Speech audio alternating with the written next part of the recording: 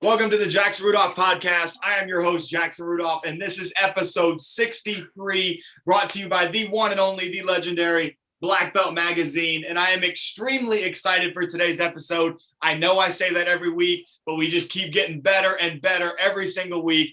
And I don't think you can get much better than the president of NASKA himself, a sport karate icon, an absolute legend of martial arts.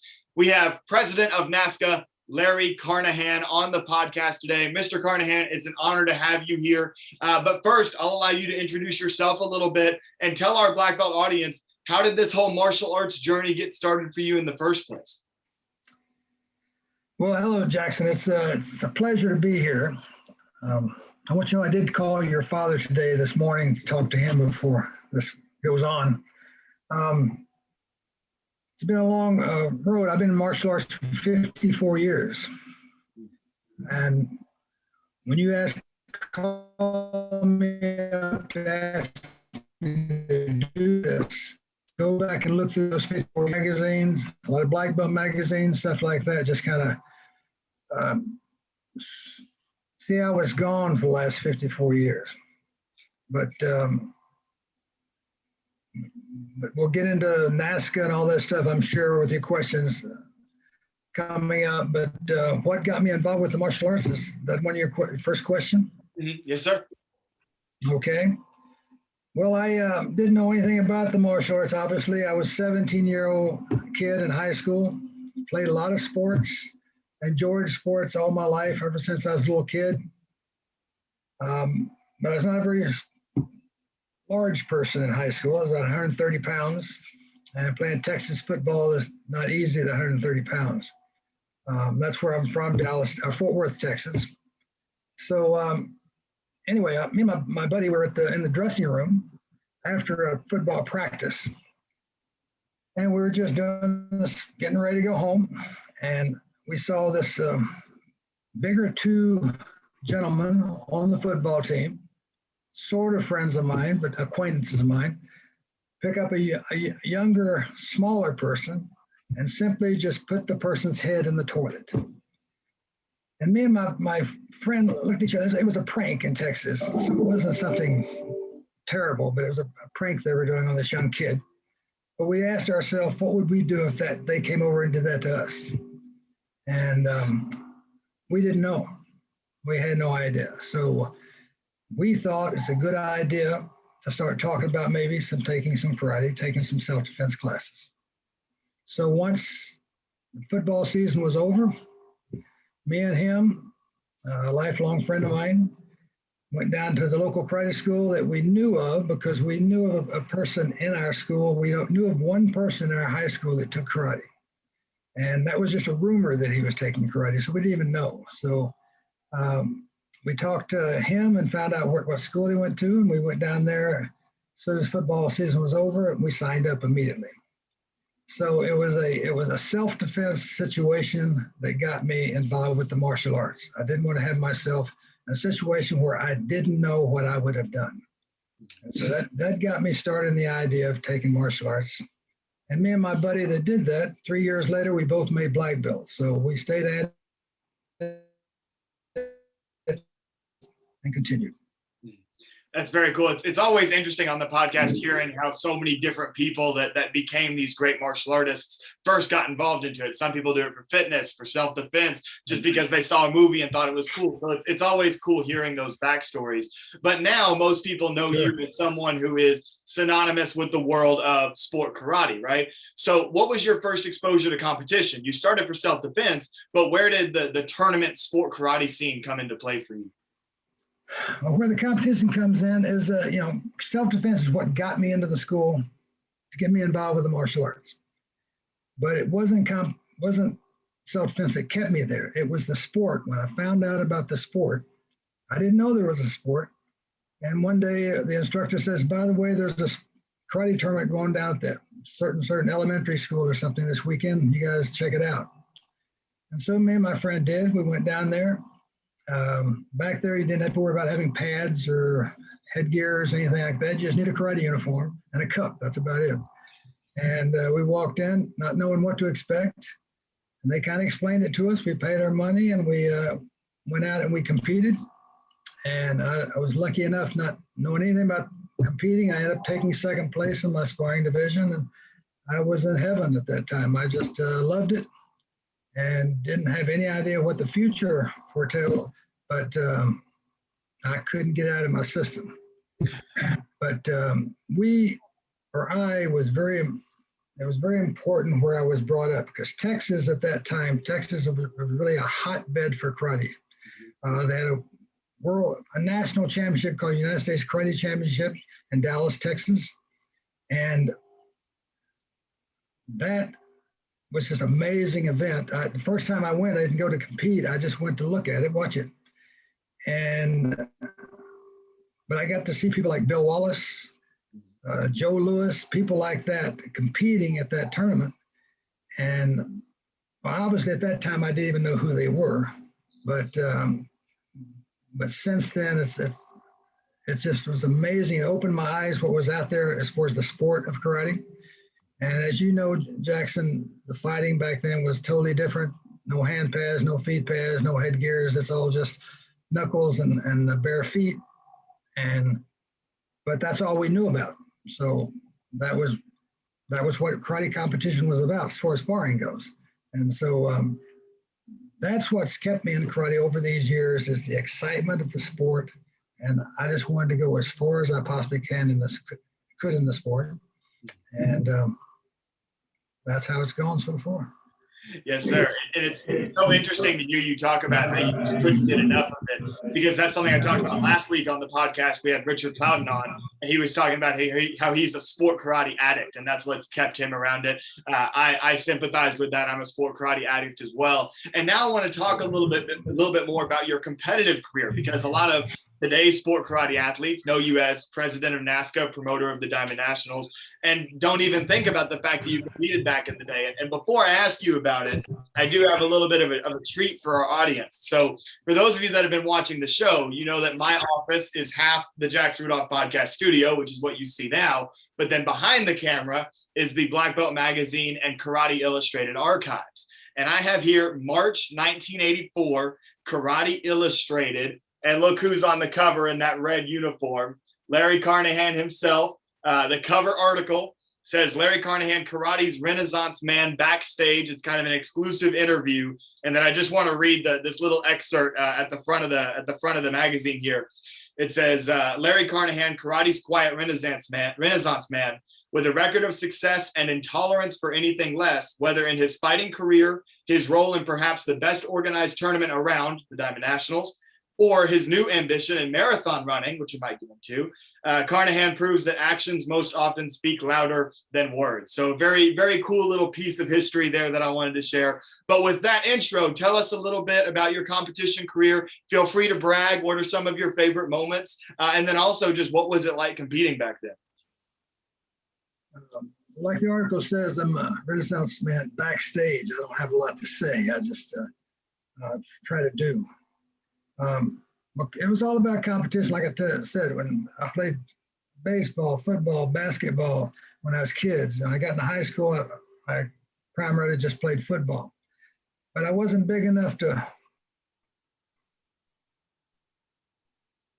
go into college and play sports. I wasn't strong and big enough to do that. Karate showed me something that the weight divisions, back then they didn't have a lot of weight divisions, but they at least had a light and heavyweight division. And it showed me this is something I possibly could do and do well if I put my mind to it.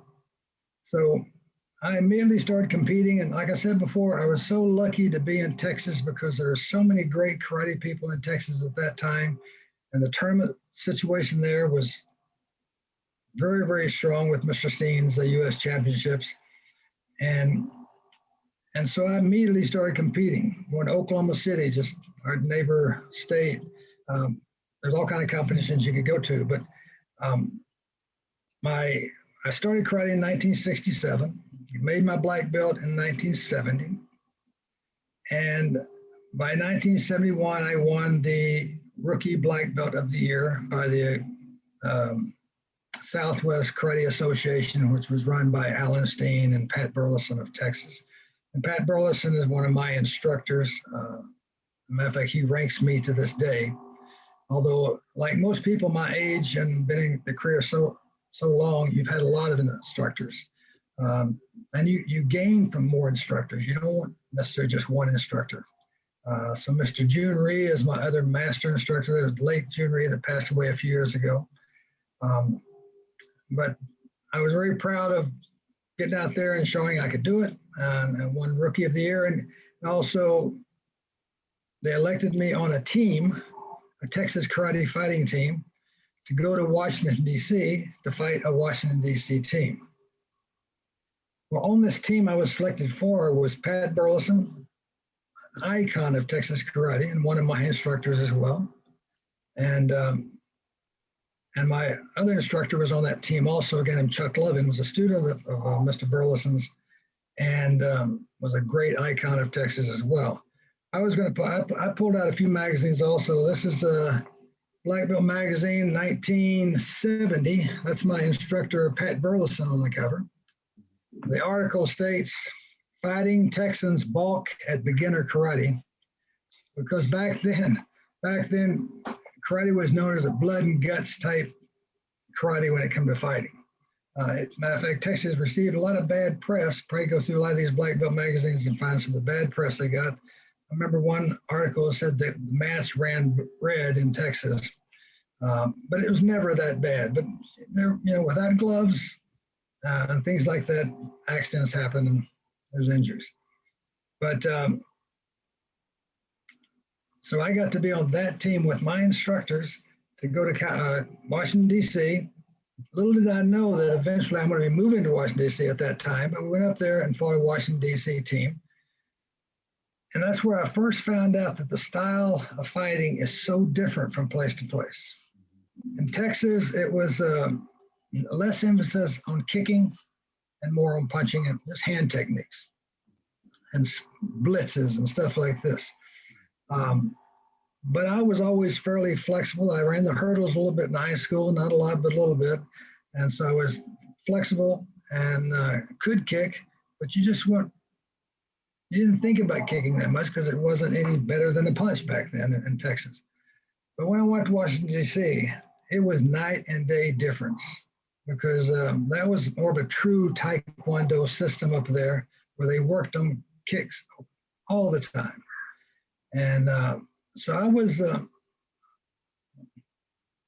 I hate to say this, we lost the match. The team from Washington beat us. But of course, it had their judges as well, of course. You got to note that. But it was an experience I'll never forget, because I immediately came back to Texas and started stretching even more and started kicking even more. Again, not knowing I'm going to go back up there eventually, but that really showed me that karate isn't just one way of training, one way of you can develop many different styles. And so I went back and started a hand and kicking style too, and then eventually became known more as a kicker than a puncher.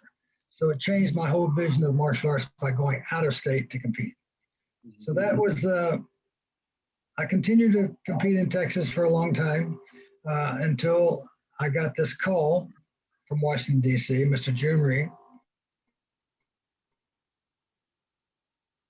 if I would like to come up and teach him. Now, I was not the first one, obviously. Mr. Jeff Smith, one of the greatest fighters of all time, full contact and point karate, he was #1 in both. He was a Texan. That was the first one called. He was in a junior school in Texas, and he was asked to come up to Washington to teach. We all knew him. He was a friend of ours. And all of a sudden, Mr. Ree started bringing Texan after Texan up to Washington, D.C. And he took my instructor. He went to Washington, D.C., and therefore I was left and working, teaching the school there in Texas. And then I got a call from saying they would like me up there.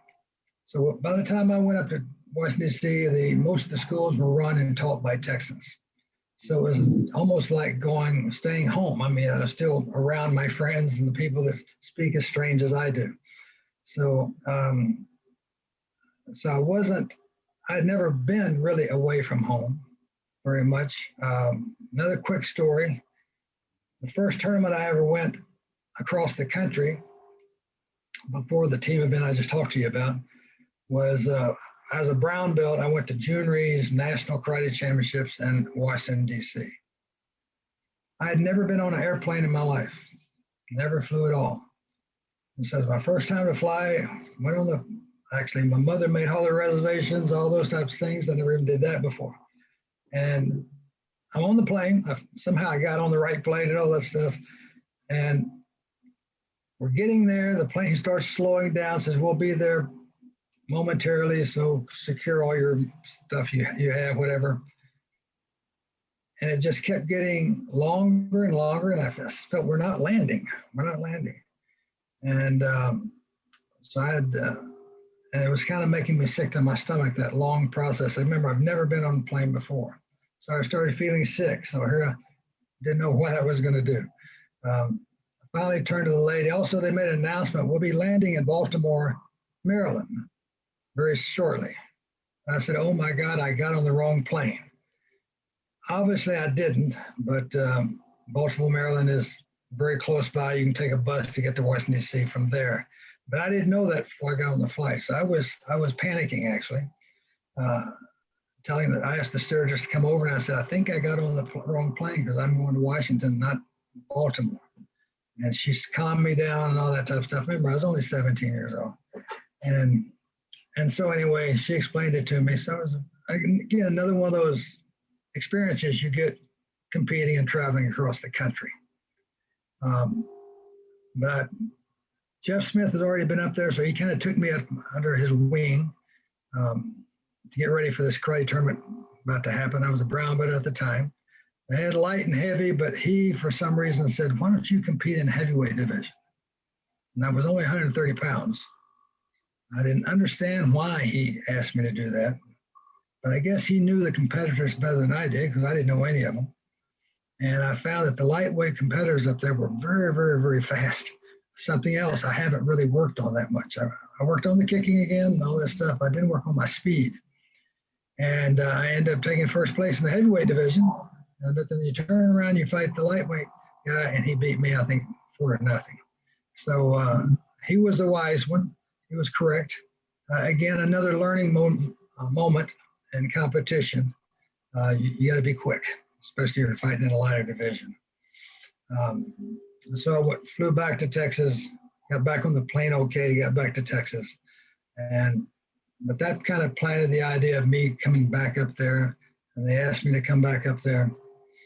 And it was just amazing. The blood and guts type of karate in Texas is good. It teaches me tough and all those type of things. The technical skills that you learned in the Washington, D.C. area, the Taekwondo style, which we did Taekwondo style in Texas, but it was Texas Taekwondo style. It wasn't the true. So I learned so much from those two systems. It's worked very well in my continual training. And so I continued to fight, was able to make the June Reed black belt team that traveled all over the country like the teams do now. He would actually pay for us to travel to different tournaments across North America, actually, Canada and United States, not Mexico at this time. But we would wear these, but he thought it was a good idea to wear a bright colored uniform, like a red uniform. And back then, people weren't wearing red uniforms or bright colored uniforms. So we would get kind of laughed at every once in a while, jokes made about us wearing our red snappy uniforms. But after we started winning and beating those teams we were competing against at these various tournaments, you start seeing more people wearing red and blue and bright colors now. So anyway, I got a great opportunity to compete on a team that traveled most places in the United States. Learned so much. I learned so much from Jeff Smith. I don't know, Jackson, if you know Mr. Smith, but he's in his heyday, there was no one that worked harder than him to get in shape. If you ever say, come over, Larry, we'll work out a little bit and go out and go to the movie or something. Well, we wouldn't go to the movie. We'd stay at his house and we'd work out all night long. That's what you knew you weren't going to sleep if you went over his house. So I benefit a lot to Jeff Smith and my fighting skills, just teaching me a lot. So, and so the journey went from Texas to Minnesota. And then the other journey, of course, brought me to Minnesota. So, the things we saw, both of these areas that were very strong in competition, very strong in a powerful tournament there, like Mr. Reed's Nationals, June Reed's Allen Steen's tournament in Texas, United States Karate Championships. I'm kind of getting ahead of myself, but we wanted to bring something like that to Minnesota. Minnesota had no big tournaments. The only tournaments there at that point in time were just closed tournaments, just Taekwondo tournaments, Japanese tournaments, but nothing open tournaments. So we wanted to bring there to Minnesota what we benefited from for those two areas. So I'll stop talking for a while. Maybe you can just ask me more questions. Yes, sir. No, I mean, that's great insights and great stories there, taking us back in the day to the early days of sport karate and learning about, really that story about getting on the plane by yourself for the first time when you were 17 and, thinking that you're going to the wrong place. I feel like so many young competitors that even travel NASKA to this day have a similar experience, which is kind of crazy. Before we move on to talking about the Diamond Nationals, which is kind of what you were getting onto there, I do have one more question of something that was brought up in this article. Because you mentioned the development of kicking as a part of your game, training under Grandmaster June Reed. And there's a quote in this article here from this Karate Illustrated issue that says about you, when he kicks one of the younger set in the head, it's his way of advocating for the 2-point head kick.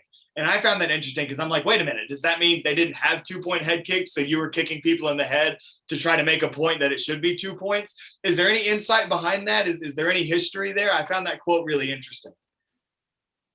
Yeah, I've been asked about that quote quite often. It was, I think actually you have a picture of me kicking, right? And there's a little line underneath it that says that kind of quote. And I wasn't successful at kicking. Oh, well, that one. Okay. Some of those shows some of the full contact. I did full contact also, but let's stay with point karate at this point in time. Well, again, I was turned into a kicker. When I went to Washington, D.C., I just fell in love with kicking. It was us. See, I believe that fighters can get lazy. And if you get lazy, it's much easier to punch. It's much easier to throw those back fists. Now, those are great techniques and something you have to have. But to train kicking, it's tough. It's difficult because also the stretching aspect also. And someone like Jeff Smith, again, he wasn't terribly flexible, but he was so strong in his legs, he could overcome that lack of flexibility, and still kick people in the head. And he could easily just punch because he's a great puncher. But he had it all. He could do anything. And I wanted to be like that. I would never have his power because he was just so strong, but I could have his mindset on what he was trying to do in his fighting career. So I believe in at this point in time, I'm not an advocate of the 2-point kick to the head. I am an advocate for the 2-point kick to the body. And the only problem, a lot of fighters don't like the 2-point kick to the body. I think a lot of them do, but the ones that don't like it because it's called too easily. To get a good, strong 2-point, to get 2 points for anything, it's got to be a good technique, a solid technique, and that's what should be called for a 2-point body kick. Sometimes it's our officiating. Maybe they call the kick when it's not that good of a kick, it just touches. So I agree with the competitors about that don't like the 2-point body kick, but I believe that the officials start learning more how to judge the 2-point body kick.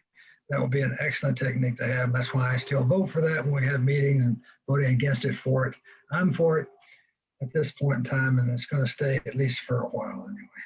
Mm-hmm. Yes, sir. That's really interesting because I have heard on the show, the perspectives of multiple different fighters Ross Levine, Avery Plowden, some people that are known for their defensive sidekicks that would prefer the 1 point. But it's interesting you bring up that with the officiating, because there are a lot of times that I do see in a tournament, somebody throws a defensive sidekick that might be more of a chamber than it is a fully extended kick, but it lands, and the judges call that anyway. But your point is that the 2-point body kick is worth it if the chamber isn't called as a technique, if it gets fully extended, which I certainly see that point as well. I find that really interesting. Any response to that, or did that kind of cover it? I agree 100% with you, because it's not a competitor. If judges are going to give you, and I'm not blaming judges, don't get me wrong, they're the great people and they're trying their best, but the competition is so fast, and so quick that sometimes you miss things. But if our judges continue just to call some where they're picking the leg and they're chambering and people are basically running into your kick versus you actually kicking them, then that's not a 2-point body kick. And I can see where competitors would hate that. Every time you blitz, you run into their leg, but their leg is not even kicking. So the judges have, I tell my people when I train them in judging, the most important thing about judging, first of all, do it a lot, practice judging a lot, because your eyes have to get used to focusing on what you're looking at. Even me right now, I used to judge a lot on the NASKA circuit. I used to be a head referee on the stage and stuff like that, but once I got into the administration part of it, I stepped down, especially if you're an arbitrator like I am now, that you really can't judge. But I'm told you've got to train your eyes on what you're looking for. And if you don't do a lot of judging, your eyes will never be trained, because the action is so fast and so quick that your eyes won't catch up with the action. And I tell people now, if someone asked me to go on stage and judge this grand championship match, I would say, no way. I wouldn't want to, because my eyes aren't ready to do that, because these guys are moving way too fast. I can arbitrate it, but I can't judge it right now. But I would love to judge actually after getting out there and judging more and getting my eyes ready for the judging. So there's a big argument about 2-point kick, even in NASKA. There's promoters that want to do away with the 2-point kick, and some local organizations have done that against my suggestions that I don't. But I just like to keep thinking of it as improve the judging to make sure the 2-point kick deserves that 2 points. If it doesn't, it's easy to just say no point. So that's where I'm at.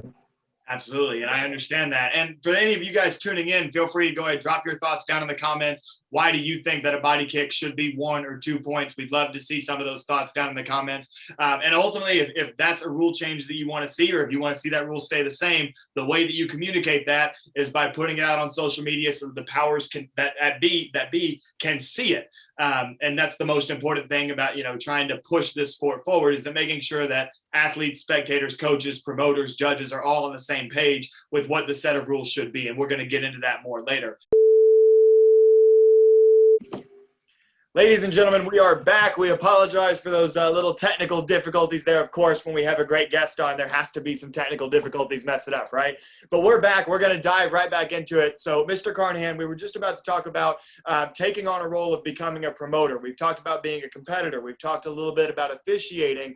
But now let's speak a bit about the origin story of the Diamond Nationals and how you came to be involved in that. Just tell us that story. Well, when I moved to Minnesota, of course, there were partners. I wasn't the only one opening up the schools there and things like that. We had, I actually had 4 partners, so there's 5 of us, So I was 1/5 a promoter, you might say, because we all put the Diamond Nationals together. My partner currently is John Worley. He was the original founder. His brother, Pat Worley. A little story there. Pat Worley was a year ahead of me in high school. That I found out he was taking karate, and that kind of motivated me to take karate. So, and now I'm 30 years later, we're working with the Diamond Nationals, and we're got the same karate schools. We're not together anymore, but at that time we were together. And then with one of his students, a guy named Gordon Franks, which is a super lightweight kickboxing world champion, and a great point fighter as well. So we were all sports-minded people. we wanted to bring to Minnesota what they had in East Coast, down south in Texas. We needed a big tournament in Minnesota. But like I said, it's not that easy. You have to build a local organization. That took time. And we built it, the North Central Karate Association. Some great promoters locally. And it's helped us build the Diamonds. And we built our school system. Right now, the National Karate School System has about 23 to 25 schools in the Minnesota area, and a few outside of Minnesota. So we got a strong foundation for a national tournament, having all those things. I probably would never have promoted a tournament by myself because it's a lot of work. So with 5 people, everybody can get involved and do their certain things, what they're good at. And I didn't know what I was good at that time, but we promoted the first one. We drew about 550 competitors. So obviously that's not a big national tournament. But what was good about it, we had about 10 of the top fighting competitors in the country come to it. A guy named Keith Vitale at that time was #1 in the country. He came, he won the first Diamond Nationals in 1978. And that gave the Diamond Nationals a hint of national. And so other competitors around the country are looking, well, I've got to go to that tournament too. Keith Vitale got a diamond ring, and that was the first diamond ring we ever gave away. At that tournament, the first one, we only gave 1. Now I think we give 9. I think I lose count, it's getting so many, so they're all warranted. So we were happy with the success, the 550 people. We didn't make any money, obviously, but it put us on the map for future tournaments, and that was the start of doing in Minnesota what we saw done in the other parts of the country, and we're working that direction. In time, when you have a partnership of 5 people, sometimes things go wrong. People start thinking differently, and we did do a split. Myself and John Worley are still together with the Diamond Nationals. We split the schools. We took one less school only so we could get the Diamond Nationals. So it was a negotiation thing. They got 3 schools, we got 2, and the Diamond Nationals. That's all the schools we had at that time was 5. And we think it was worthwhile getting the Diamond Nationals. And Mr. John Worley, which has been my friend and partner forever, is a big, important part of the Diamond Nationals. He does a lot of the work that is not visible, behind the scenes work, just like the work I used to do, like the Karate Illustrated magazine, the Renaissance Man, behind the scenes. That's the way I was back then. I was always behind the scenes. But I'm the one that I open, walk the floor, go on stage, stuff like that. Something I don't even care about doing. I'm not a stage person. I don't want to do those things, but I do them. And so we've been able to keep it going, keep it growing. We have a third partner. Now the Diamond Nationals is owned by JLB Productions. I don't know, when you signed up for the tournament, you always see that JLB Productions. JLB stands for John, Larry, Bill. John Worley, Bill, Larry Carnahan, and Bill Dunkley. Bill Dunkley is our lifelong friend and happens to be our lawyer also. So he comes into play every once in a while, but very often as far as law work goes. So the 3 of us have stayed together. We're still together, and just continue on trying to build the Diamonds as much as we possibly can. And I couldn't agree more that negotiation worked out great for you guys, because the Diamonds would grow to become one of, if not the most prestigious tournaments in the United States, the world even, you know what I'm saying? And it's been an honor for me to compete at the Diamonds for years and years. I always tell people the first tournament that I ever made stage at was the Diamonds back in 2008. And so that was a huge moment for me in my career. Yeah, I didn't have a chance to get on stage at a smaller tournament and get comfortable. No, my first time on stage was at the Diamonds. In 2008 was kind of like the peak of, that Diamonds crowd would just be raucous and it'd be a full house. And it was just such a special atmosphere. And so that was a big moment for me in my history. But there's been so many gigantic moments in the history of sport karate. One off the top of my head, John Valera retiring at the Diamonds. So many great competitors have retired at the Diamonds. Kalman Choco retired at the Diamonds. So as you look back on your career promoting this prestigious event, what are some of the highlights to you of like, it's really cool that this happened at the Diamonds? What are those highlights? Well, it's funny that you should say what you just said. There's two things I want to talk about. Like you said, there's so many great things that's happened at the Diamonds, different competitions that really stood out and stuff like that. But that's what it is. It's competition. There's certain things that happen that are different. And one of them is that retiring at the Diamond National thing. I tried to go back and remember, you brought it to that I'd actually forgotten that retired there. But way back, Pedro Xavier retired at the Diamond Nationals. There's been so many. They'll always call me in advance to see if it's okay, of course. And of course, obviously, I don't want to see you retire, but if you're going to retire, I would love you to retire at the Diamond Nationals. So that just says a lot to me. It makes me feel really honored that they would want to come to Minnesota, the Diamond Nationals, and retire. So that's always been a very exciting. Although in the administration part of it, my partner, great guy, beautiful guy. He says, that's going to take 10 more minutes in the finals. We got to take 10 minutes out somewhere. And I said, well, don't worry. Let's take the 10 minutes out, because this is very important for the history of Diamonds, is have these people honor us by retiring at the Diamonds. So that's one of those things. The other one is, I told you we came to Minnesota because we wanted to bring to Minnesota what we had in Texas and what we had on the East Coast, these big tournaments. We wanted to bring it there for our students as well. And we knew our students, I got better because I went to these big tournaments. Not necessarily I won those tournaments, but I went there and I got better by participating in those tournaments. We knew if we got our students to participate in these big competitive tournaments, they're all going to get better and stay in karate and become something of themselves as far as champions in karate. And so all of a sudden that started to happen. Obviously, when you put on the Diamond Nationals, we always have sellout crowds in the audience, the nighttime show, standing room only most of the time. And most of that crowd obviously are from Minnesota, our students and local people in Minnesota that follow the local competitors. And all of a sudden you get a National Karate School competitor, that's the name of our schools, National Karate Schools, up on stage, and they're fighting to beat all these top people around the country. And because we've told them, you guys can do this. You guys can get up there and you can win, just like these guys can win. And all of a sudden it happens. It's so exciting that the crowd just goes crazy. Our first one was Sue Lamazny. I don't know if you know who she is. She's a fighting woman fighter. She won the overall fighting division and won the diamond ring. First diamond ring. Well, I take it back. There was one a long time ago. John Longstreet won a fighting grand championship at the Diamond Nationals. A great fighter in his own kind. He's not with us anymore. I mean, he's alive, but he's not with the Diamond Nationals, not with the National Karate Schools anymore. But one of the greatest fighters of all time. He was our first student that won a diamond ring. Now Sue Lamazny comes up and wins a diamond ring, and she goes crazy and rolls around on the floor because she's so excited. And the audience is excited.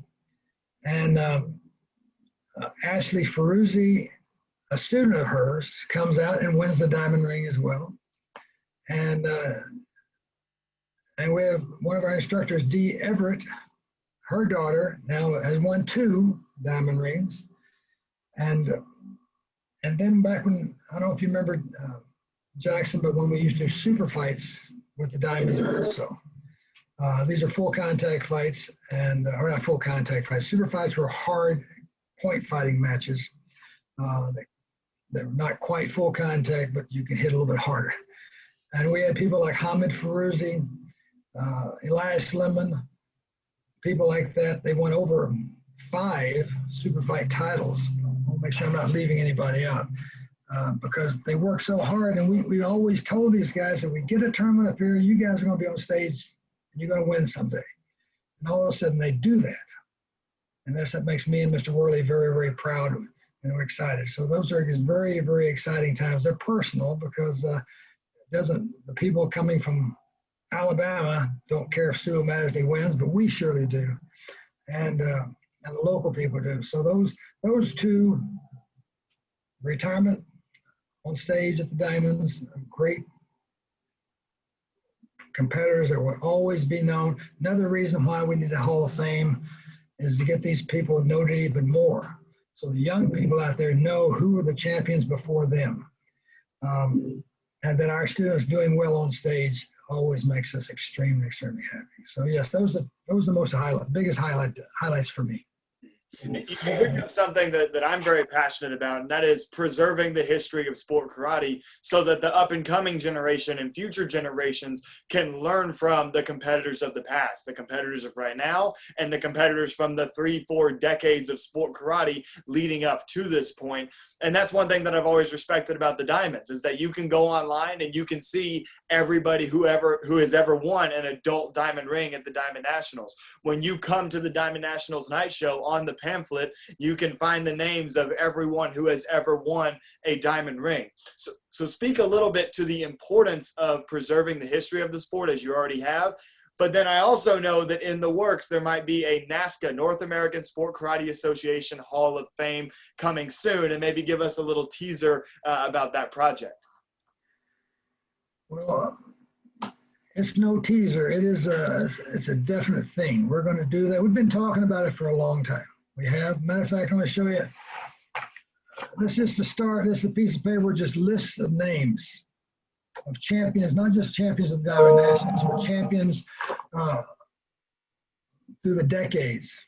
I went all the way back to the 60s. Obviously, NASKA wasn't there in the 60s, of course, but NASKA started around the 80s. But that's the start. We got to get their names on paper and then go back and research them. And it's going to be a lot of work because we didn't have the computerized systems back then where every winner is now, we've got it forever because when you register your name's in there and all that stuff. But right now, everything was pen and paper, and pen and paper can get lost. So we probably lost a lot of those records. So we're going to have to use our brain. Luckily with the Diamonds, we kept those records. But I'm hoping the other tournaments has done that as well. But that's one of the most important things. If we want to call ourselves a sport, we got to have a legacy of champions to show their legacies, show people what they've done. I mean, I think of these young kids coming to the Diamond Nationals and not knowing who was there before them, or even the champions maybe we have on stage now, not knowing the John Chungs and the people like that probably you wouldn't be there unless they were there before you. And it's like that with every sport. I mean, I love to watch old baseball movies and old football movies, show me the stars from the past. And it's just amazing. I guess, I don't know, Jackson, but maybe as you get older, like I am, you start thinking more history than the future sometimes. You think about the history of what's happened in the past. And to me, I'm just excited. And when I brought this up again recently in the board meeting, there was a lot of other people my age in that board meeting that got excited also. I said, yes, we got to do this. We got to do this. And so I have right now, I have a file case right here. You can't see. I've got a file of Black Belt magazines, Karate Illustrated magazines, and other competitor magazines in there as well.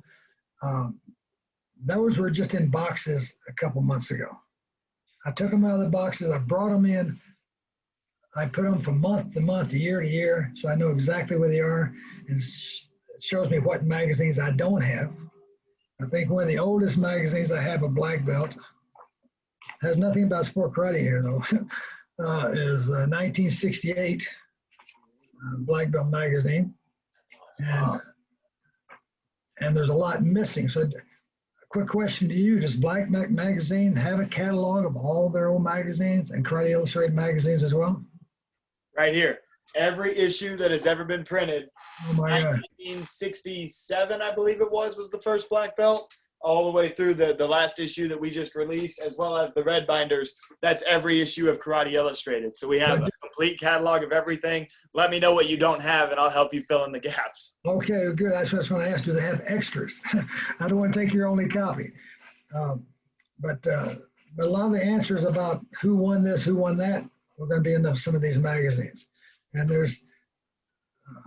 I'm an advocate for Black Belt Magazine to start thinking about Karate Illustrated magazine again, because they covered the sport. That cover that I was on, Michael Bernardo was the editor of Karate Illustrated magazine at that time. And he was very, very interested in the sport. And so you could always know you got that magazine, you're going to open up, you're going to read about the last big tournament and all those type of things. So I learned about competitors myself. As a competitor myself, people on the East Coast or West Coast, I didn't know who they were. I would find them in Black Belt Magazine or Karate Illustrated magazine. So that is so important.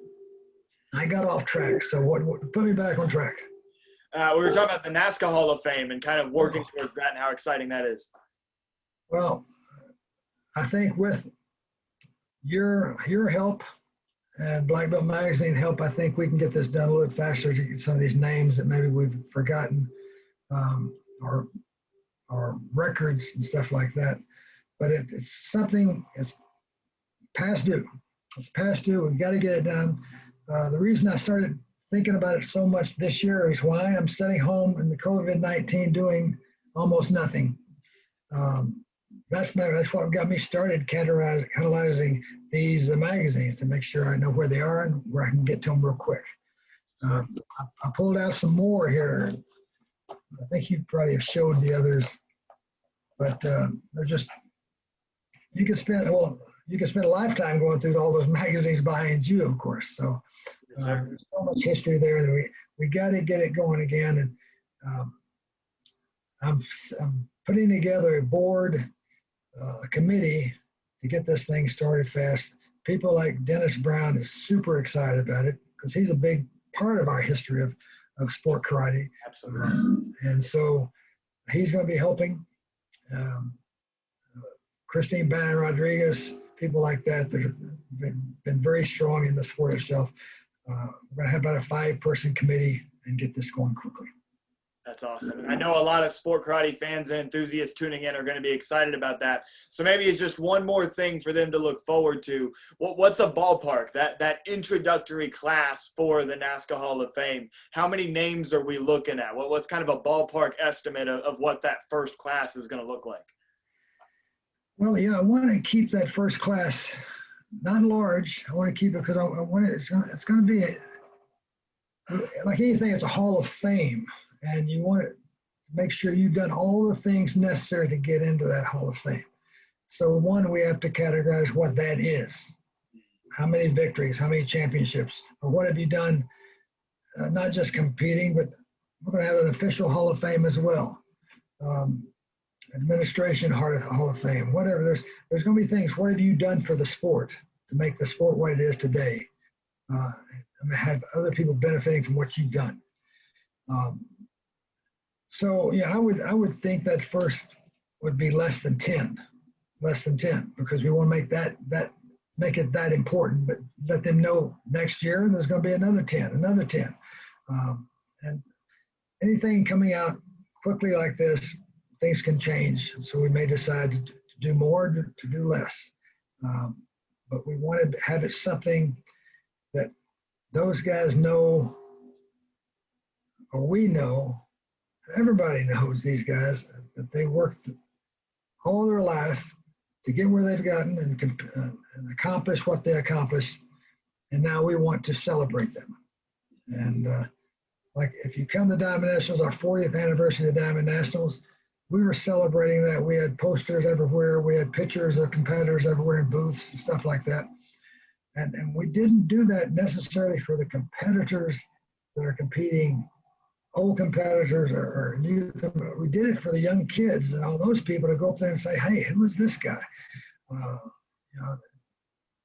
And So I want when little baseball players talk about the great baseball players that have passed away, we want young karate students talking about the great competitors of sport karate. That's what it's all about. Yes, sir. I couldn't agree more, and that is so special and so exciting. And I know that as soon as that first class is announced, I'm going to be diving in and seeing who's in there and looking up old videos and everything, because that's something I can literally spend hours upon hours doing, is going back and watching as much film as I can find on the internet of those great competitors, point fighting forms, weapons, what have you. And we talk about preserving the history of NASKA. You're someone who very clearly has a significant role in that history as the longtime president of the association. So now I want to shift and start talking about that. We've talked about your career as a promoter of the Diamonds, but now your career as the president of NASKA. How did that actually get started? And then just tell us a little bit about your current role as president. Well, it was kind of a funny thing. The first 18 months of NASKA, when it first started, first 18 months, we went through two presidents. I don't know exactly the reason they left, but I think they found something, a little shinier object somewhere else that they could go and be part of. And then we're having a promoters meeting at some tournament. I can't remember which one it was. This is all very vague to me, but the late great Ken Eubanks was at the meeting as a promoter of the Great Bluegrass Nationals, and he just, at the beginning of the meeting, just stood up and says, "I nominate Larry Carnahan as president of NASKA." And it wasn't even on the agenda. It wasn't pick a president today for NASKA. It was just him and his way. That's the way he was. He wanted just to get things done. And everybody kind of looked around at each other and, well, anybody against that? And nobody said no. So boom, I became NASKA president just like that. Not asking for it, not requesting it, not advocating for it. They just laid it in my lap and said, "Now what are you going to do?" So that's how it started. That's so cool. And, you know, for those of you that are tuning in that are maybe more part of the modern era of sport karate that don't know, I was very fortunate to be able to go to, I believe, the last two Bluegrass Nationals before, you know, Grandmaster Eubanks passed away. And he has a legacy. Any promoter that I've ever talked to has always said, one of, if not the greatest promoters of all time was Ken Eubanks. So for him to be the one to kind of stand up and nominate you, that had to have been special. And now just talk, you can reflect on that some, but also talk about, you know, a day in the life of NASKA president. What does that mean for you now? What happens in those promoter meetings? What do you think is the most important part of your job as president at the moment? Okay, before we get that, let me just tell you a quick story about Mr. Eubanks. Yes, sir. First of all, I've never known anybody in the martial arts that loved karate more than he did. He loved every part of it, whether it's judging, whether it's competing, whether it's promoting, teaching. Everything. We all do those things, but he just loved them. It made it his life. One day he was talking to me, he says, for some reason, I don't know why this came up, but he also, running his karate school and all the other things he did, he had a job, a real job. He worked, I think, in some kind of box company. He made boxes, cardboard boxes, I believe. But we were just talking. He says, "All right, what do you do?" I said, "Well, I just do karate. That's all I do. I have karate schools. I promote tournaments. I teach. That's what I do." Something brought this conversation up, but I can't remember. And I said, "Yes, Ken, that's all I do. Every day I wake up, it's just karate, except for my family, of course." And I said, "What do you do? Aren't you the same?" He says, "Well, I got a full-time job. I just don't feel I can devote that much to karate right now." I said, "Okay." I saw him about 2 tournaments later. He walks up to me and says, "Larry, I quit my job. Just because I quit my job, and now it's me 24 hours a day doing karate. That's all I'm going to do." So I said, "Well, Ken, I'm sorry I didn't necessarily want you to do that. I'm just saying that's what I do." So, again, that's the type of guy he is. He thanked me for making him quit his job because he knew he'd be a happier person by doing karate 24 hours a day. Getting back to being president of NASKA, my number one commitment as being president out of anything, I really know absolutely written down job responsibilities and stuff like this, just kind of assume what your responsibility is. But the number one thing is to keep the promoters together, because you don't have world promoters together, staying together and working together, you have chaos. Throughout the years, many years of NASKA, we've lost a lot of promoters. They just stopped competing or promoting, or they went somewhere else. We've had promoters that went somewhere else, didn't like it, and they came back to NASKA because they felt the family aspect of NASKA. And some of our top promoters have done that. They've left and they've come back. We've opened them with open arms because they're friends of ours and they helped us get it started. But if you can't keep the promoters together, that's the most difficult part, because promoters are very strong-minded people. You get a Joe Greenhall on one side and Dennis Brown on the other side. They're totally two different people. They think differently. They definitely speak differently.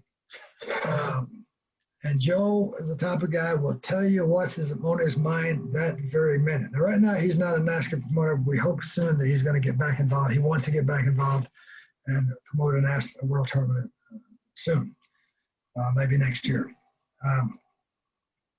But being so drastically different and different personalities, there's arguments sometimes, maybe many times. Some of our meetings that we have, there may be some yelling back and forth.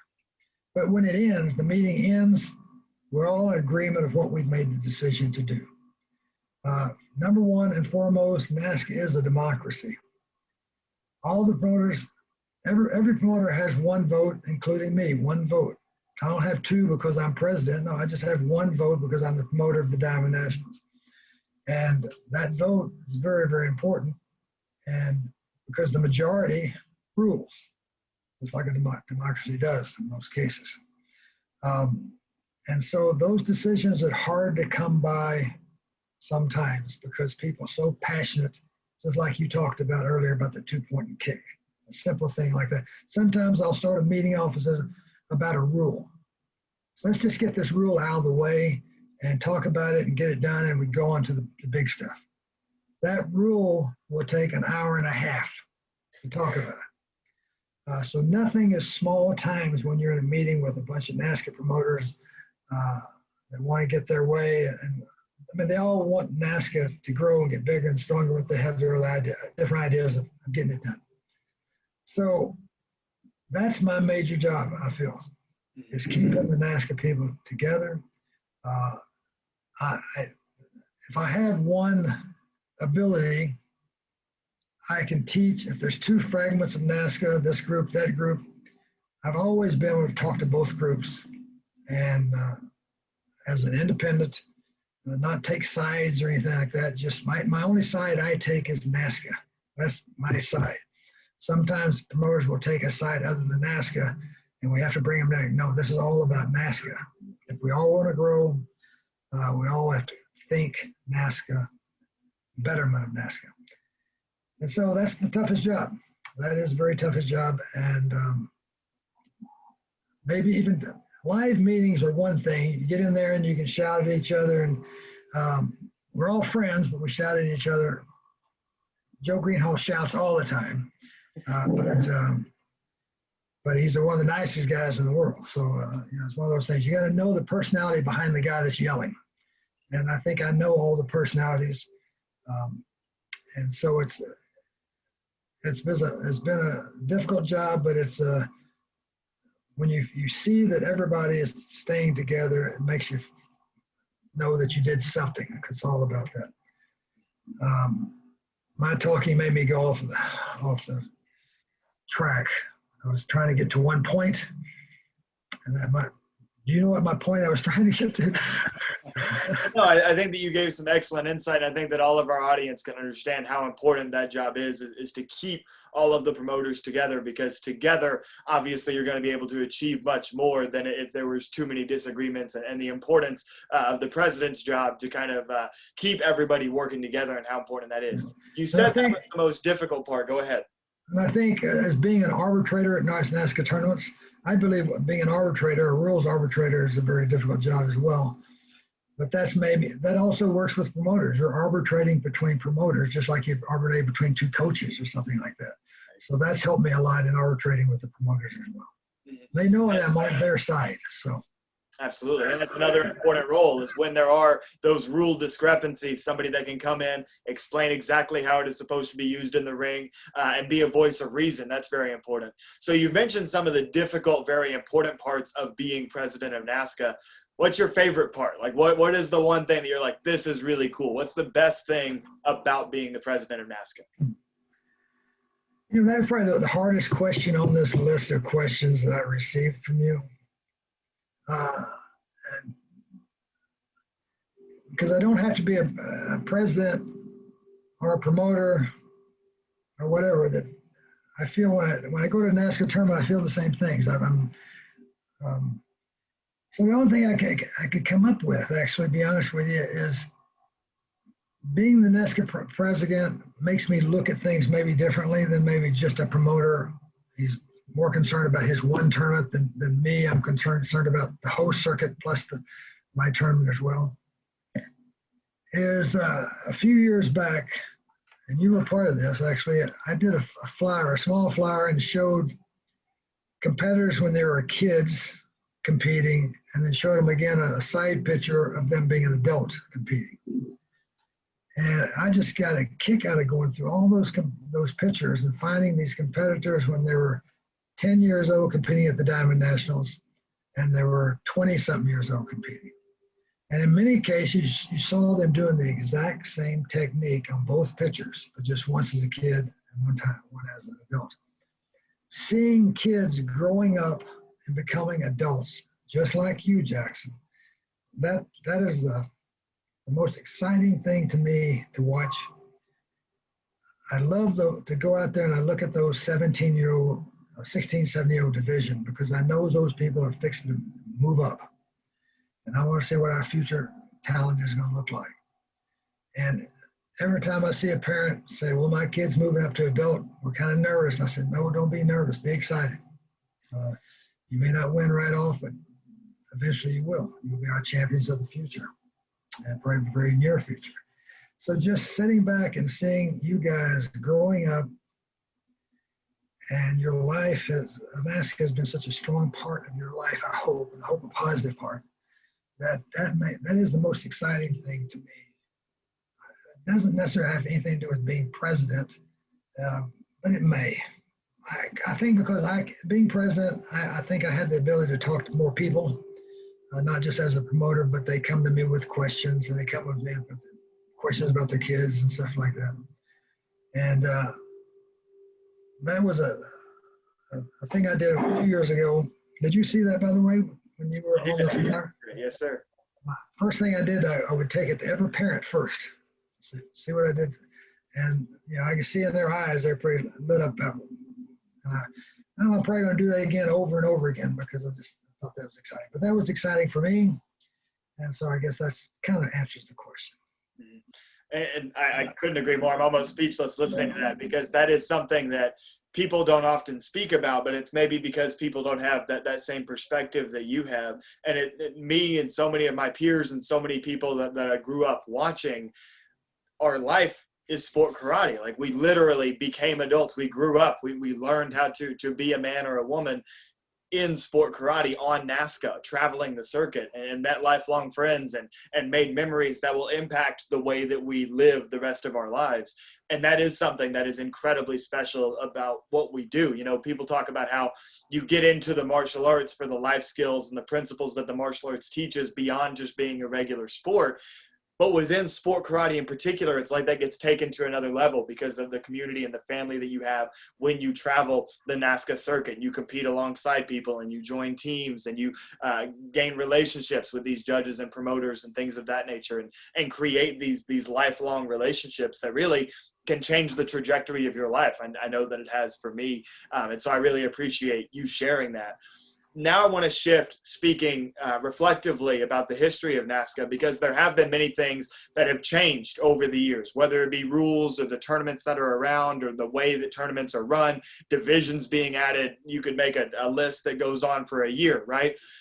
What would you say if you had to pick one or two? What is the biggest innovation? What is the biggest change that has helped make sport karate as successful as it is today that NASKA implemented at some point throughout the years? Well, I picked four. Some of them not as important as others, but the number one innovation actually, and what got me really thinking about this is almost each one of these I was involved with some way. Not involved that I'm the one that did it. I was there when it happened, and I saw it develop. Number one, sparring equipment.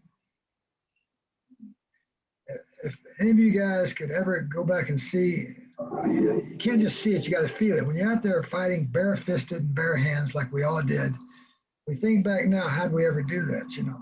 I do have a few scars over my eyes and stuff where, you know, you got a knuckle there. But I was working for the man that invented the sparring equipment. Now, there's a lot of sparring equipment out there now, but Jun Rhee was the first to invent sparring equipment. He was so concerned about his students getting hurt in class that he started doing this. Now, he started doing this while we were his staff up in Washington, D.C. He actually started a little bit before I got to Washington. But once I got to Washington, he was still fiddling with how to make it, how to build it, how to make it stronger. And he would use us as guinea pigs. We'd come in, he says, guys, put this on, spar, let me see how it goes. And in some cases, in 2 minutes, it'd tear apart and fall off, you know. And he'd learn something from that, take it back. He'd bring something back in, and we'd fight, and he said, what do you think? We say, Mr. Rhee, add some more pad. Still needs more pad. And he would do that. So he was constantly taking our suggestions and going back and putting it together. And so we felt as a part of that, building that safety equipment. And that was major thing when it first came out. Nobody wanted to wear safety equipment. Nobody did. In fact, he sent me to Ed Parker's International Karate Championships in California. And nobody was wearing it because it wasn't really out to be sold everywhere. But he took me there with a box of stuff, and I had to go on stage. They stopped actually all the competition, and they put me and this other competitor on stage to put the equipment on and spar to show people how to use it. You would think it's easy. It's just put it on your hands and punch and kick. But the first problem happened when you put those things on is you felt like you're putting boxing gloves on or something like that. So people would get out there and start slinging their punches and slinging their legs. They just forgot about their karate techniques.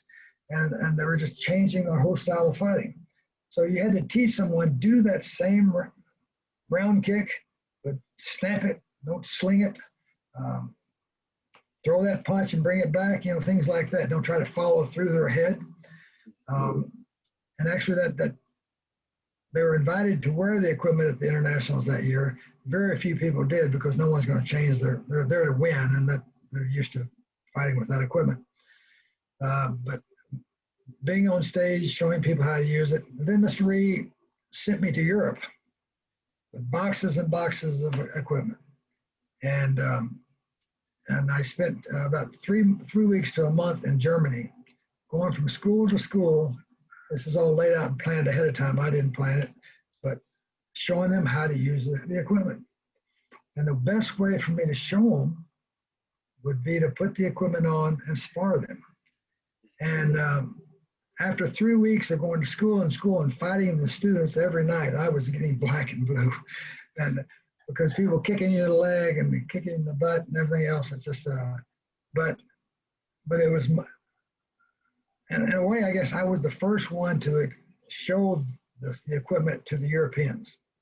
And so that made me proud of that.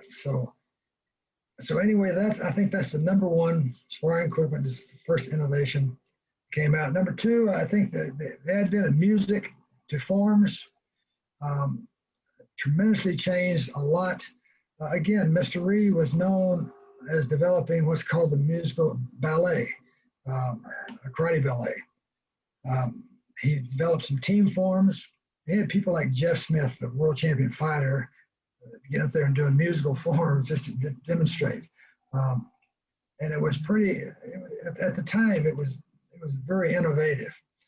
And so you saw more and more musical forms, but his type of musical forms, every move would be coordinated to the beat of the music. I mean, like he had a form called Exodus. Yes. Exodus is a long song anyway, but a musical. But it was every beat was something. And that was actually a requirement technique to get black belts in one of those forms. But so musical form, and of course extreme form, the advent of extreme form, that comes from competitors. We don't tell you guys go out and invent something, you guys go out and invent it yourself. And then you bring it to us and we have to figure out a way to present it or make rules about it and stuff like that. And that's great. Because you got to find these 60 to 70-year-old promoters getting out there and thinking about extreme form divisions. And the last one, I guess, I think there's been three. Again, Mr. Reed, like I said before, I already said this once, he brought out the bright red uniforms. He wanted his team to look different. And so we wore those uniforms. I don't think I mentioned to you, but Alan Steen had a national team championship in 1974. Teams from all over the country, about the Atlanta area, the West Coast, East Coast. And we showed up in these red, just the regular uniforms, but they're red. And so we're getting all jokes about us and stuff like that. But we won that national team championship. Jeff Smith, myself, Michael Coles, Wayne Van Buren, and Pat Worley. Great John Worley, my partner's brother, is a great martial artist. He won the national championship one year. So colored uniforms. So those are some small things, but they led to bigger things. The equipment was a big thing, vital thing. And but it was hard to get going. Now there's equipment everywhere and you never fight without it. So absolutely. So many great innovations throughout history. It's incredible how far the sport has come. And to hear that from your perspective as somebody that, like you said, was there to see all of this happen. So interesting to hear that. But now let's switch from thinking back to thinking forward. What are a few innovations that you would like to see happen over the next 3, 5, 10 years in sport karate? What does sport karate need to do to evolve to make it something that can be a mainstream sport like MMA has become, or some of the Olympic sports that we see now? What are some of those innovations that might be able to help us get there? I'm glad you mentioned that. Before I get to that, I want to say one more innovation I forgot. The fourth, that's the more recent innovation, and that's the administrative scoring systems that we have now out there.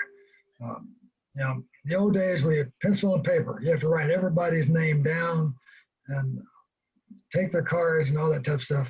It's a thing of the past. Sometimes I got frustrated with the administrative systems. Matter of fact, the Diamond Nationals, believe it or not, I still have bracket sheets, pens and pencils, competitor cards. If that machine goes out, we're going to sit down and start writing everybody's name down, and we're going to compete in the old-fashioned way. But the scoring system administrations, new administration system like Uventex, which is the first one, is vital to the sport. And that is something that's going to help things like Hall of Fame. They're going to categorize all the wins, who won this, who won that, and I don't have to do it on a piece of paper. But again, getting to what we need brings me to something that happened last year. I was all of a sudden out of the blue, I got a call from a production company interested in doing a series on sport karate. And I asked, well, how'd you find my name? So I just kept saying NASKA, NASKA, NASKA. And all of a sudden we find out who's the president of NASKA. So I'm calling you for that reason. And she was a very pleasant woman. We started talking about what they're looking for. And they just loved what they saw. I had Emily Cooper actually send them a bunch of tapes, not tapes, but video of all the competitors so they can see more. Because I knew this is a really chance of a lifetime here. They want to do a series showing the competitors working out, getting ready for some big competition. And they related it to a series that I went back and watched actually, but it's nothing compared to what we could have as far as karate goes. It's a series called Cheers about cheerleading. Cheerleading has a lot of acrobatics and stuff like that in it too.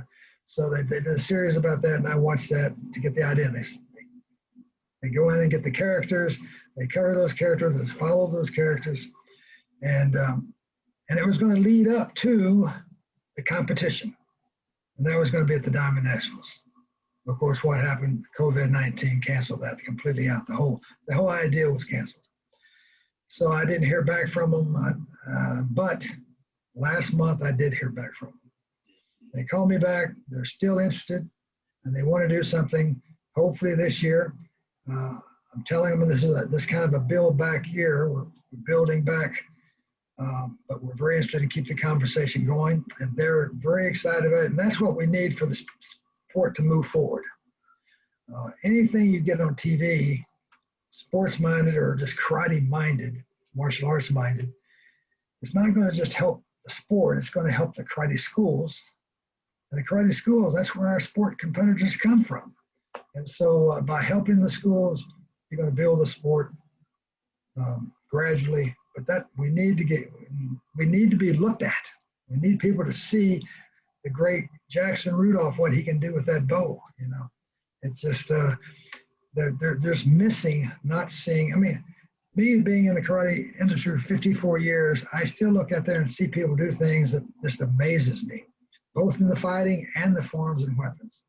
And it's just going to get more and more and better to the point where I don't know what that point is. I mean, as you guys just keep doing so many things, I don't know where the end could be, but there must be something out there that puts a stop to it. But knowing you guys, it will never stop. So that's what we need, publicity. We need to get our athletes seen.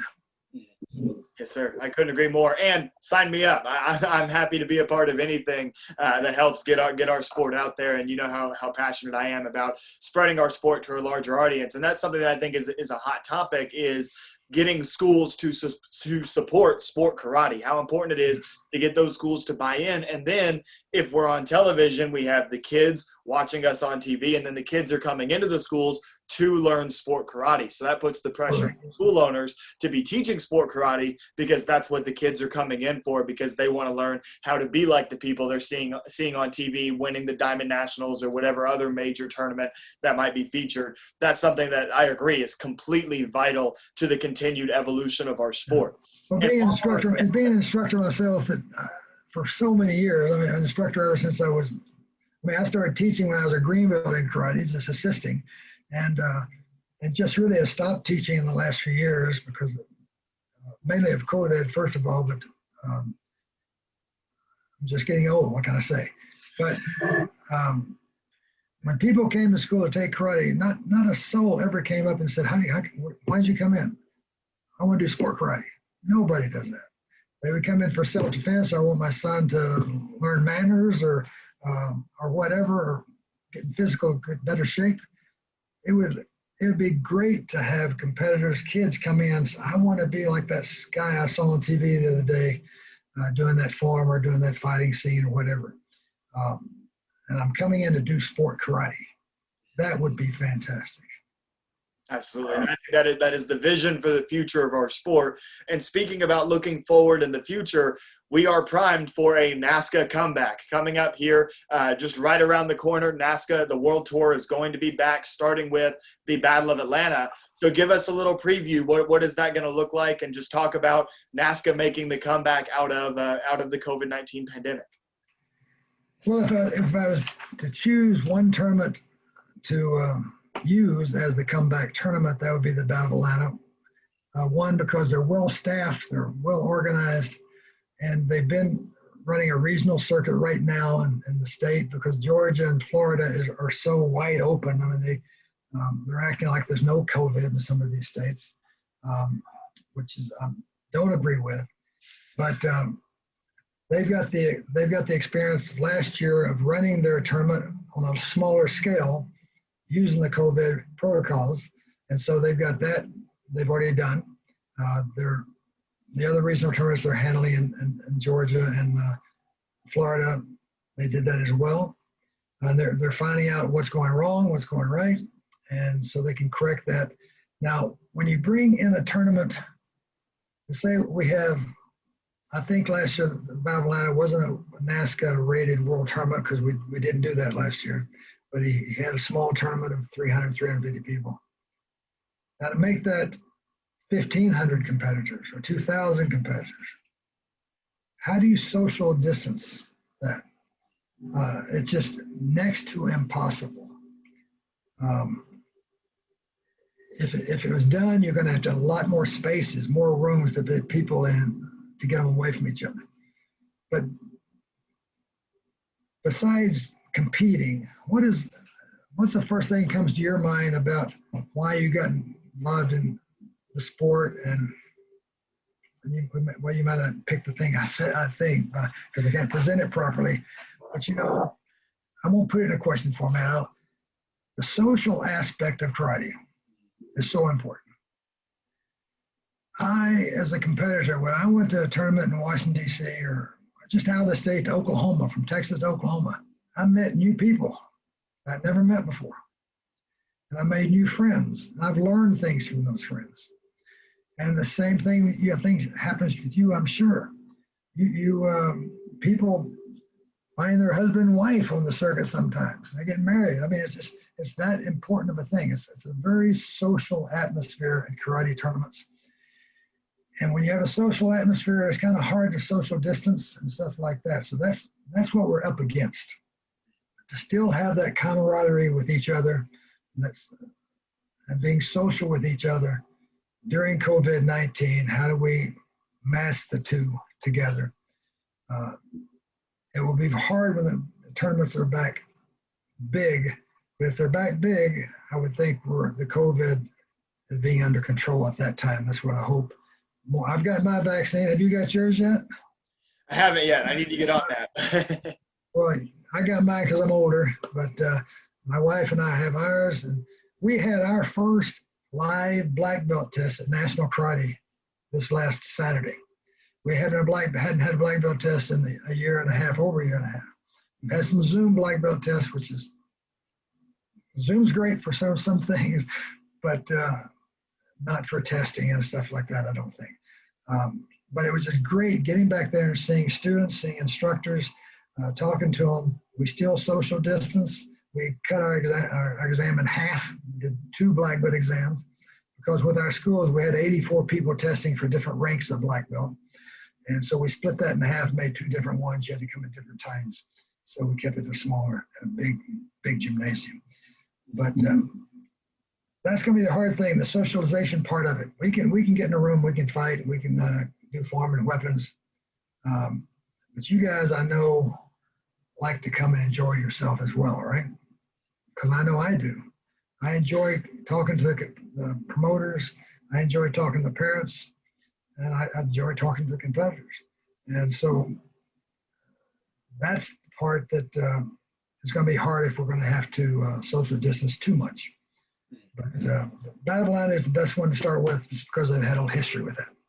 Yes, sir. Absolutely. And I couldn't agree more. Battle of Atlanta did a great job with their COVID-19 protocols last year. I didn't hear anything about it becoming a health hazard or anything like that. Everything was very positive coming out of the 2020 Battle of Atlanta. And so I agree that it's an excellent starting point for NASKA to come back to with the Battle of Atlanta this year.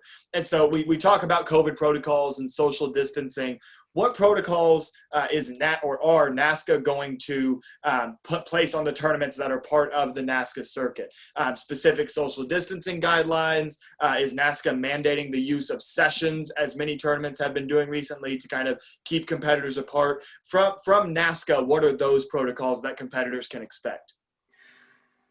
Well, the local governments and state governments dictate what we have to do. And even sometimes we don't have to do something. I think NASKA is going to be very health-minded, safety-minded. We listen to the doctors, we listen to the scientists, and they tell us what to do. I don't want someone that has no history in anything medical telling me what I have to do. I want to listen to the medical people. But so we're dictated to do what the state tells us that we have to do, of local government. And this is a difficult situation because each state has different protocols. Like I say, Atlanta, Georgia, and Florida are wide open. Texas is wide open. We're going to lose a lot of people from Canada, I believe, because Canada is very strict about their quarantining when you leave and when you come back. So it's going to be very difficult for anybody to compete from Canada. So we as promoters, we expect the best, but we be prepared for the worst. We expect our attendance to be down quite a bit. Not just because competitors don't want to compete, they want to get out there and compete. They're jumping up and down to get out there and compete. But the school system, schools aren't doing as well as they were doing. They're coming back. They're making a big, strong comeback. That was one of the things I was excited about at the exam the other day. I was talking to a lot of instructors. They're saying, Mr. Carnahan, we've got more students coming in right now, new students, than a long time. They're just so eager to get back doing things. And so that made me feel so good. There's so many people out there that want to get back in where they were before all this happened. And so, but we will have to do what we have to do about the state orders. And if we feel that a state is not being safe enough, we'll go ahead and mandate NASKA rules as well as for safety. So we don't know for sure. I think the Battle Line again is the first one to check this out because they're very good and they've done it before. And we'll learn a lot from that tournament. And that's excellent. So basically, to summarize that, following whatever the state guidelines are for COVID in that area, and if NASKA kind of determines as a group that those guidelines maybe aren't strict enough to ensure safety, then NASKA will step in and Right. the tournaments will step in and introduce some additional protocols to make sure that everybody is kept safe. And I think that that's something that's very comforting for a lot of, incoming competitors that maybe were a little bit uneasy because of COVID, that can kind of help them ease any anxiety going into the tournament and trying to be as safe as possible. And I think that's something that's great to hear. So now I want to shift away from the COVID policies and let's just focus on coming back to competition after such a long break. What is that going to look like? Are there any rule changes that have popped up in this kind of time and inactivity that might be coming into play in the future? Anything like that from maybe behind the scenes that we could know about? Well, when you asked that question, I kept thinking, is there something Jackson knows that I don't know? But we're so excited about getting back and doing a tournament. Not thinking about changing things, changing rules and stuff like that. Matter of fact, it's been the last thing on my mind. We have a good set of rules. They can always get better, of course, but we've got a system set. That's not our problem. Our problem is the COVID-19 procedures and stuff like that. But no, right now we don't have anything set that are major changes. No. Yes, sir. Absolutely. And the reason that I ask, I don't know anything that you don't, I can guarantee you that, but there had just been a lot of discussion. We've already talked about the 1 point or 2 point body kicks. There's been discussions about the creative forms rules and maybe changes that could be made for that. But that's all speculation for now. And I agree with the position that we need to focus on getting COVID under control and getting back. And then we can worry about, issues with the rules and things that need to change and all of the related issues. Go ahead. But I agree. The two things you mentioned, the 2 point body kick, the creative division is one of those things that we need to spend a lot of time on. I've been talking to a lot of people about that, and I agree that that fine line between extreme and creative. And then all of a sudden, if you're just doing a creative and you're doing a few creative movements, but you're not doing, people talking about making mandatory creative movements that you have to do in a form so people can look forward, see that, so they can watch them and see that you're doing them. Sometimes people get away with doing as few creative movements as they can, and basically ending up doing a 90% traditional form and less creative. So there are questions there that, and judges have that option. Judges, when they're judging somebody at a creative division, they got that option. Says, well, I just don't think you did as much creative movements as you should. And that's their prerogative. So competitors have to understand that. It's a creative division. You should do some creative moves to make it different than the traditional division. Absolutely. So, but we're looking at that, yes, definitely. Yes, sir. And I do think that there's two sides to that discussion, because one part of it is, well, if you make the rules mandate certain techniques, then that'll force the change. But at the same time, if you're mandating techniques, doesn't that challenge creativity, right? Yeah. And then I like what you said about part of that is in the hands of the judges, because as a competitor, competitors are always going to do whatever the judges are giving the win to, right? So competitors change what they do to try to please the judges. And so if the judges place a greater focus and a greater weight on the creativity of a routine, as opposed to it being a cookie cutter, good NASKA creative form, that may be something that then inspires the competitors to be more creative if that's what the judges are looking for in the divisions. And obviously, tell me this. You say these things that bring us things back in my mind from history. Yes, sir. I remember when this little kid, Jackson Rudolph, competing with his bow, that he'd start off his bow with a cartwheel, and then basically just do a traditional bow after that, or whatever.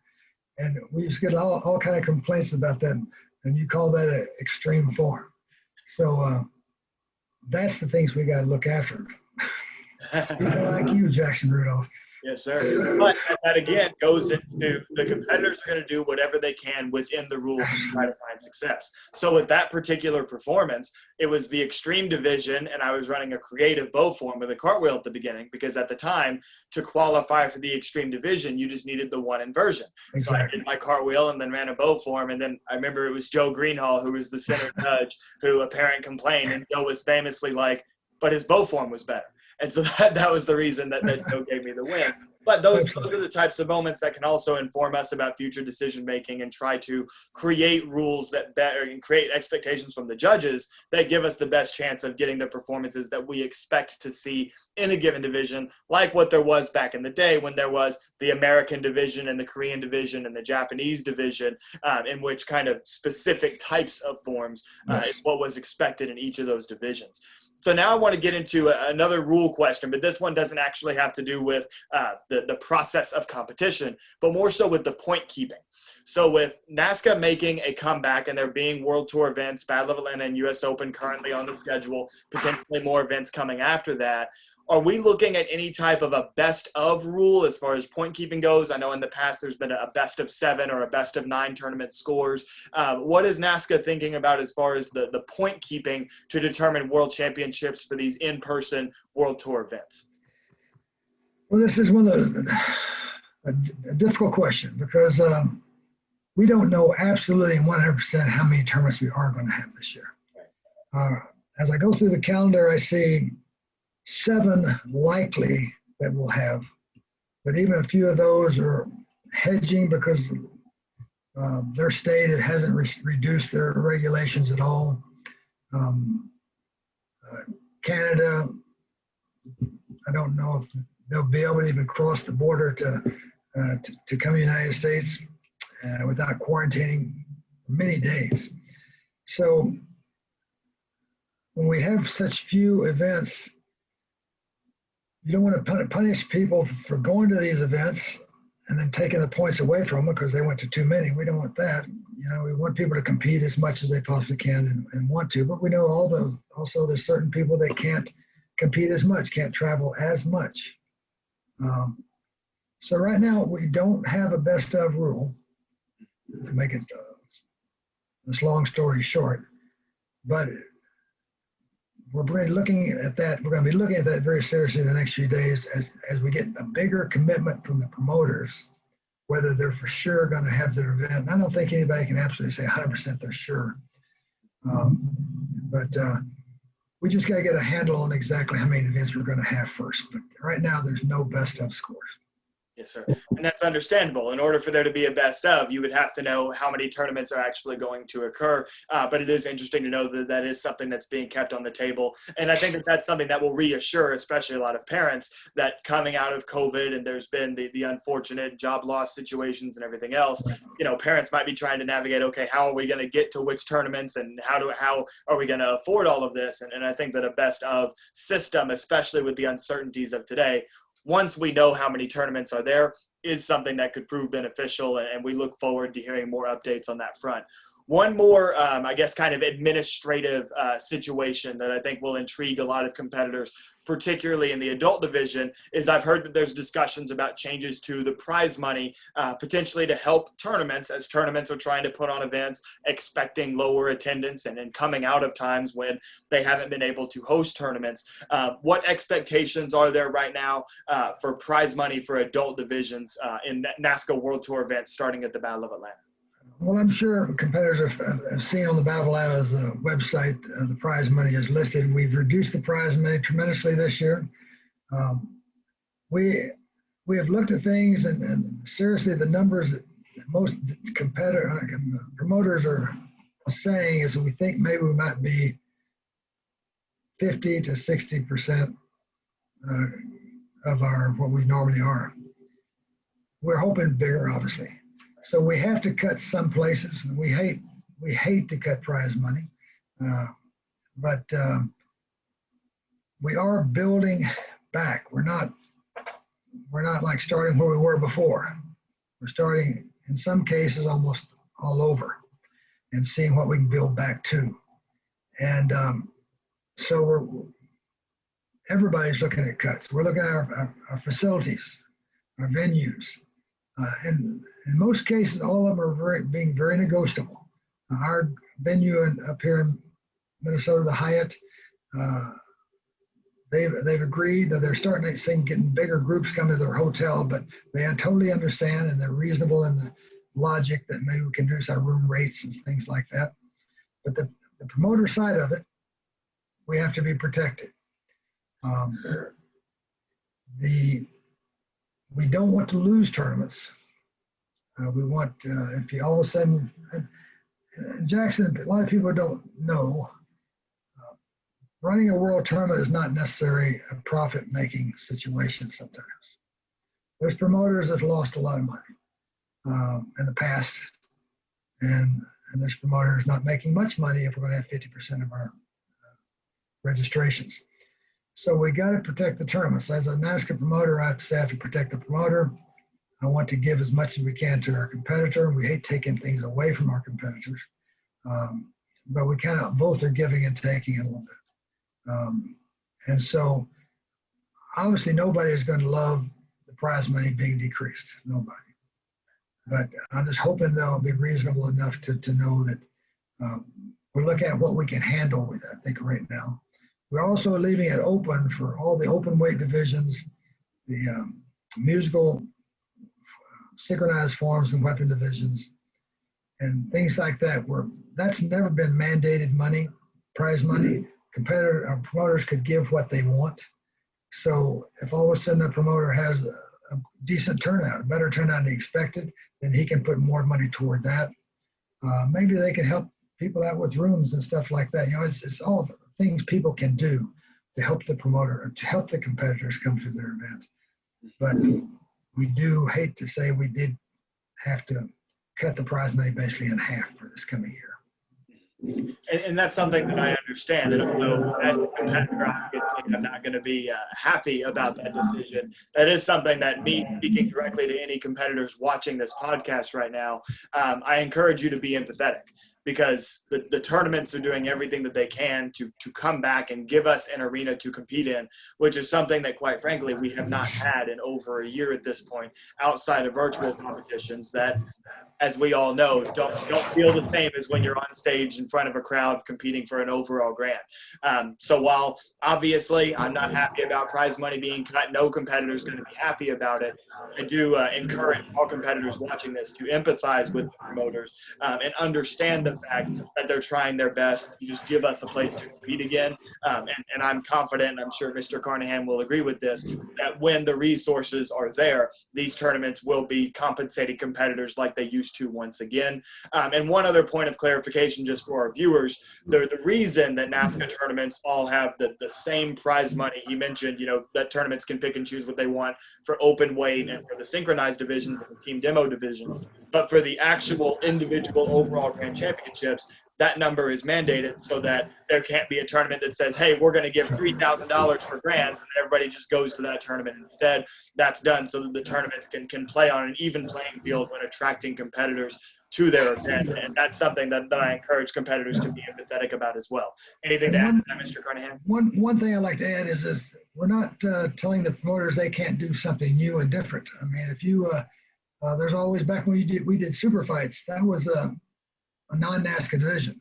Right. So if you want to do something for the foreign people or whoever, and give them a different event that's not a non-NASKA event and pay them a little bit of money, you can do that. We're not saying you can't do that, but any required division, required prize money division, we all need to stay the same so we're not competing against each other. Yes, sir. Yeah, I couldn't agree more. And now this has been a great show. It's been a long show. We've gotten over some technical difficulties, but we've also had some incredible stories told and perspectives shared. So now I want to close with this. What are you most excited about having tournaments back, being back at a tournament again? What are you most looking forward to about that? Well, I'm excited about getting our lives back. Simple as that. For 54 years, this is all I've done. I've been in martial arts business, school business, tournament business, and get up every morning. You have a routine. You do your job. You're doing karate, martial arts. So the exciting thing is coming back to a tournament, getting your life back in order. I think it's so important that we look back to see what we had and how good it was. Back then when we're a few years ago or a year and a half ago, whatever, maybe there's people complaining, oh, we got to do this better, that better. Yes, we can be better, but we had it good. Tournaments were doing well, competitors were coming, spectators were coming. So we got to appreciate what we had, and now we just have to do something to get that back. We know what we can do. We always be better than what we were, but what we were was good.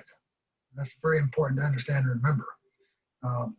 But once we get through this and we get our lives back and get back meeting our friends across the country, that's what I'm most excited about. I agree with that sentiment. I can't wait to be back out there and just be at a tournament again and be surrounded by the sport karate community because of how special that is. And Mr. Carnahan, just as some closing remarks, thank you so much for your time today. This has been absolutely incredible. I think that a lot of competitors and parents and spectators and just sport karate fans for years and years are going to enjoy being able to watch this and gain that inside perspective that you have and the history that you've shared all the way up until, some very important information about dealing with sport karate today and what's being done for NASKA to come back out of the COVID-19 pandemic. So I greatly appreciate your time and your information. It really means a lot to me, and I know that it means a lot to our audience as well. So audience, go ahead, hit that like button, drop those hearts for Mr. Carnahan sharing his time with us today. And Mr. Carnahan, any closing remarks from you? Any final message you want to give? Well, first of all, I'd like to thank you, Jackson. I was very nervous about this telecast today because I don't do things like this very often. I guarantee people hasn't seen me on these type of things talking a lot. I'm a very private person. But I'm excited. You make me excited. You the way you talk, the way you want.